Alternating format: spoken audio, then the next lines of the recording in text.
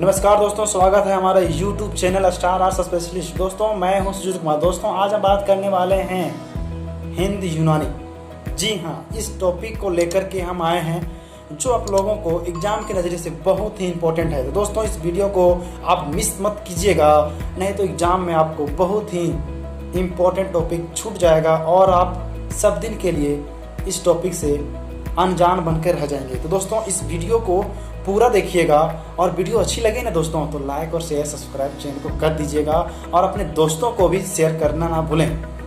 दोस्तों आज हम बात करने वाले हैं हिंद यूनानी। ठीक है, हिंद यूनानी एक ऐसे शासक थे जो भारत में उसका आने का मन नहीं था लेकिन मजबूरन आया। ठीक है, इसको हम एक स्टोरी के तौर पर बताएंगे जो आपको पूरी तरह से समझ में आएगा। तो दोस्तों बस आपको करना कुछ नहीं है, आप इस वीडियो को ध्यान से देखना है। ठीक है, तो शुरू करते हैं इसकी जड़ें से कि आप भारत में कैसे आए, है ना, क्या कारण था जो भारत में इसको प्रवेश करना मजबूरी हो गया था। ठीक है, तो शुरू करते हैं इस वीडियो को और देखते रहिए हमारे लास्ट वीडियो के अंत तक। दोस्तों यह जो है ना लगभग 200 ईसा पूर्व से भारत में बार बार हमले होने लगे। ठीक है, हम जानते हैं कि 200 ईसा पूर्व जो था बहुत ही खतरनाक भी था। जैसे कि प्रत्येक शासक अपने देश में थे, अपने देश में शासक बना तो चलो वहाँ से हटाओ दूसरे देश में हड़पते हैं, ऐसा कार्य चल रहा था उस समय।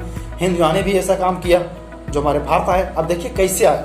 सर्वप्रथम यूनानियों ने हिंदकुश पार किया। जो हिंदकुश जो था हमारा नदी है, भारत का सीमा रेखा है, उसको पार किया। सर्वप्रथम विदेशी शासक हिंद यूनानी ही है। ठीक है, वह उसको पार किया। वे उत्तर अफगानिस्तान के आमू दरिया जिसे को हमको ऑक्सस बोलते हैं कि दक्षिण में बैक्ट्रिया में राज करते थे। ठीक है, बैक्ट्रिया में रहते थे हिंद यूनानी पहले। ठीक है, और उसके बाद आक्रमणकारी एक के बाद एक आते गए हमारे भारत में, है ना, आते रहे। परंतु उनमें से कुछ ने एक ही समय समानांतर शासन किया। कहने करते हैं प्रत्येक बहुत सारा शासक आ गया हमारे देश में और यहाँ पर सभी लोग मिलजुल कर शासन करना चालू कर दिया। ठीक है, अब हुआ यूँ कि आक्रमण का महत्वपूर्ण कारण था कि यहाँ पर सेल्यूकस जो यहाँ पर था ना, सेल्यूकस द्वारा जो यहाँ पर शासक बना था, भारत में स्थापित था, साम्राज्य की कमजोरी। वो बहुत कमजोर शासक था जो विदेशी आक्रमणों को रोक नहीं पाता था। ठीक है, और इस साम्राज्य में संलग्न पार्थिया नामक क्षेत्र में हुई थी। कहने का अर्थ है हमारे भारत का जो शासक था, उस जो शासक है दूसरे देशों से संलग्न होने की मित्र समझते हैं ना, मित्र संगठित होना या फिर मिलजुल कर रहना, वह बात पार्थिया नामक क्षेत्र में हुई थी। ठीक है, वहाँ पर बैठ करके बात हुआ था अगर तुम्हारे देश में कोई हमला होता है तो हम आपको सहायता करेंगे और आप हमारे देश में होता है तो आप मेरे को सहायता कीजिएगा। पार्थिया नामक क्षेत्र में बैठक समझ लीजिए या सम्मेलन समझ लीजिए, ऐसा करके हुआ था। ठीक है, लेकिन शकों के बढ़ते हुए दबाव के कारण परवर्ती यूनानी शासक जो था हमारा इस क्षेत्र में अपनी सत्ता नहीं रख सके। ठीक है, यूनानी जो शासक था वहाँ पर इस क्षेत्र में अपनी सत्ता तो नहीं रख सके।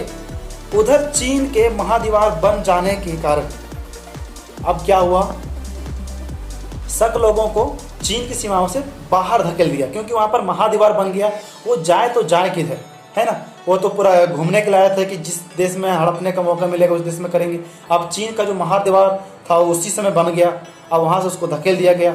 अब वो चीन तो जानते हैं भारत के सीमाओं से सटी हुई है, अब वहाँ से वो जाएगा किधर, अब देखते हैं वो जाता किधर है। ठीक है, सीमाओं से धकेल दिया गया और इसलिए उन्होंने अपना मुँह पड़ोसी देशों की ओर फेर लिया। ठीक है, जब चीन का जो महादीवार बनने के बाद पड़ोसी देश हमारा भारत है, अफगानिस्तान है, पार्थियान है। ठीक है, पाकिस्तान तो पहले नहीं था, पहले भारत ही था। ठीक है, तो उस सब पड़ोसी देश में आएगा, कहाँ जाएगा वो। और यूनानी पड़ोसी देशों में कि यूनानी और पार्थियानों की ओर घुमाया। जो जैसे हम बताए हैं कि यूनानी और पार्थियानों के बीच में सम्मेलन हुआ था, मैंने कि बात हुआ था, भारत के भी शासक लोग उसमें गए थे, बात बना था, है ना। अब वो क्या हुआ, शकों से दबकर बैक्ट्रियाई यूनानी भारत पर चढ़ाई करने के लिए मजबूर हो गए। शकों से दबकर बैक्ट्रियाई यूनानी जो था हमारे भारत में चढ़ाई करने के लिए, मैंने कि आक्रमण करने के लिए क्या हो गए, मजबूर हो गए। और भारत पर नहीं जाएंगे, चीन नहीं जा सकते हैं, पर्तियाई मैंने कि बैक्टीरियाई जो था हमारा अफगानिस्तान था वहाँ भी नहीं रह सकता, वहाँ शक लोग दबाया और चीन से रिटर्न आया तो वहाँ देश अपने देश से भगा दिया उसको, यूनानियों को। अब वो जाएगा कहाँ? अब वो हमारे भारत में आया।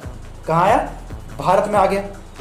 क्योंकि अशोक के उत्तराधिकारी इतने कमजोर थे, इतना कमजोर ठहरे कि वे इस काल में आई बाहरी आक्रमणों को लहर को रोक नहीं सका। ठीक है, बाहरी आक्रमणों से जो आया हमारे देश में उसको रोक नहीं सका और यहाँ पर आराम से आके शासन करना चालू कर दिया। ठीक है, आगे देखते हैं क्या होता है इसके साथ।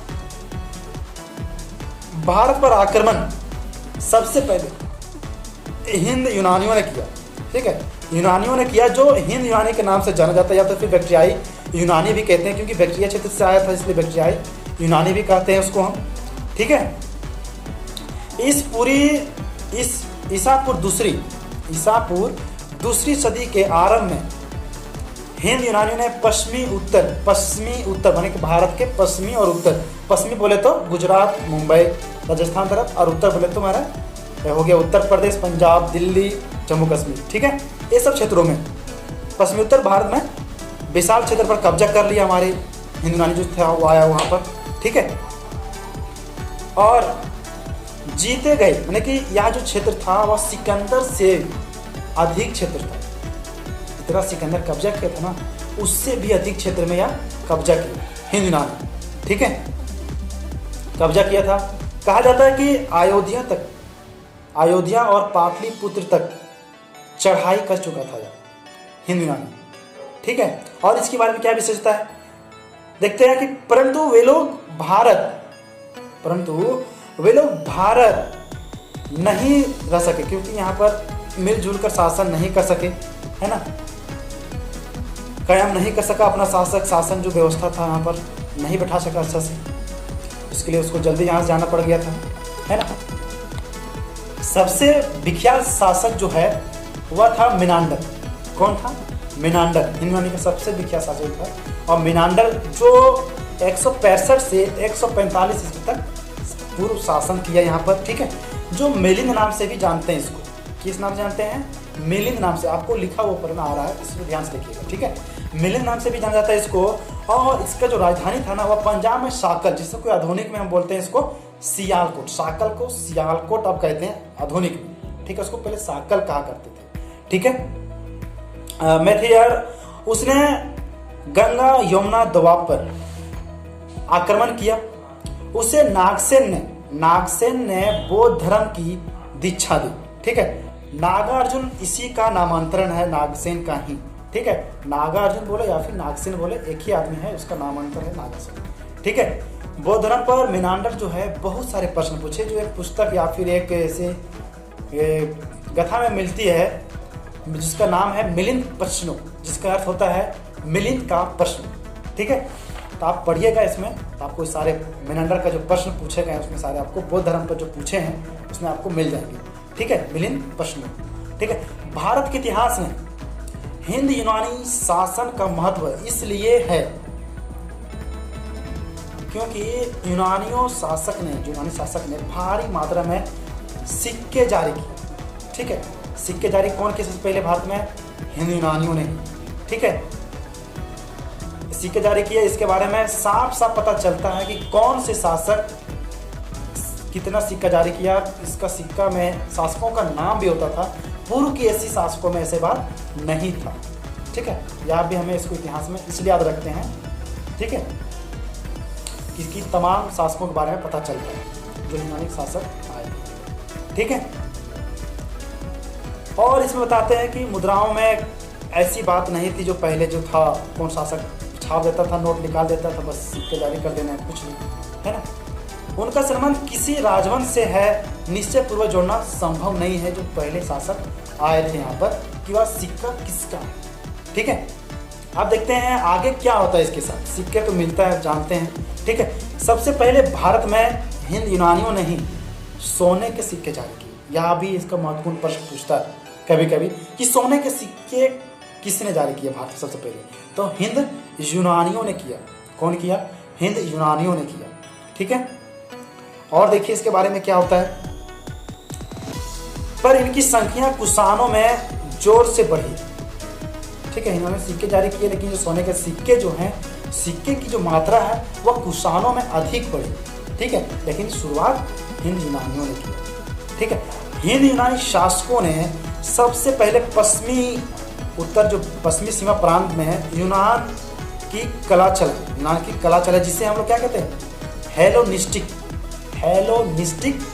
आर्ट कहते हैं। ठीक है, यह कला विशुद्ध यूनानी नहीं, विजित गैर यूनानी के साथ यूनानियों के संपर्क से इसका उदय हुआ था। ठीक है, यह स्पेशल इसी का नहीं है, और 2-3 शासकों का मिक्स है, लेकिन इसका पता चलता है हमारे हेलोनिस्टिक आर्ट में कि हिंद यूनानियों ने ही किया था इस कला का उद्यापन। ठीक है, और इसके बारे में जान लीजिए। भारत में गांधार कला इसका उत्तम उदाहरण है। गांधार कला के बारे में आप सुने होंगे, तो गांधार कला यहीं से शुरुआत होती है, और यही लोग पहले क्या किए, उसको आक्रमण के बाद यहाँ पर जो डेरा डाले, तो जो कला होती है ना, सबसे पहले यही लोग गांधार कला का उद्यापन किया। ठीक है दोस्तों, वीडियो कैसी लगी यह हमें कमेंट बॉक्स में जरूर बताएं, और आप नेक्स्ट वीडियो किस टॉपिक पर चाहते हैं यह भी हमें कमेंट बॉक्स में जरूर बताएं। Thanks for watching my video.